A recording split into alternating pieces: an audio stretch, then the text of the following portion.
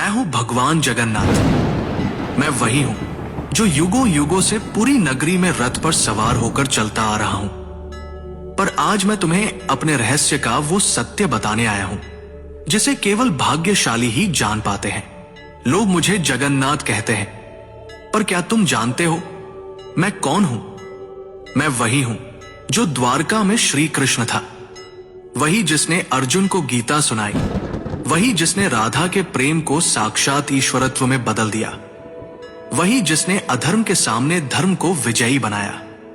जब द्वारका का अंत हुआ, मेरा पार्थिव शरीर समुद्र में प्रवाहित कर दिया गया, पर मेरा हृदय, मेरा चेतन तत्व नष्ट नहीं हुआ।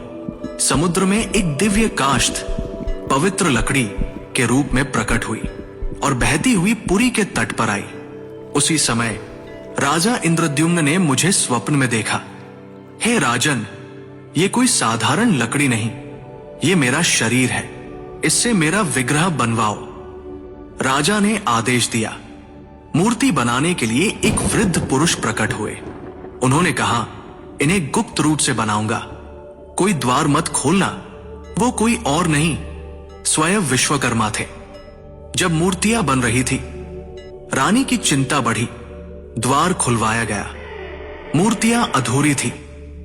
मेरे हाथ नहीं थे, मेरे चरण नहीं थे, पर तभी आकाशवाणी हुई, यही मेरा विराट रूप है, यही मेरा जगन्नाथ स्वरूप है, जहां मैं हर सीमा से परे हूं। जो मूर्ति नहीं, चेतना है, जो धर्म का रक्षक है। राजा ने मेरे उस दिव्य हृदय को मूर्ति में प्रतिष्ठित किया। वो हृदय जो श्री कृष्ण रूपी मेरी चेतना का केंद्र था, वो आज भी मेरी मूर्ति में वास करता है। हर 12 से 19 वर्षों में जब मेरी मूर्तियां बदली जाती हैं, उस हृदय को गुप्त रूप से नव विग्रह में स्थापित किया जाता है। कोई उसे देख नहीं सकता, कोई उसका वर्णन नहीं कर सकता, क्योंकि वो हृदय भौतिक नहीं, दिव्य है। मैं वही हूं जो कृष्ण है, विष्णु है, और फिर भी सबसे परे है। मेरी आंखें गोल हैं, क्योंकि मैं हर दिशा में देखता हूं।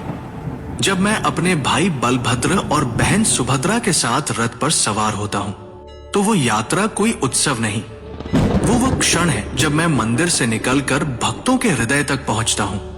जब तुम मुझे सच्चे हृदय से पुकारोगे, ओम नमो भगवते जगन्नाथाय, तो तुम पाओगे कि मैं तुमसे कभी दूर था ही नहीं।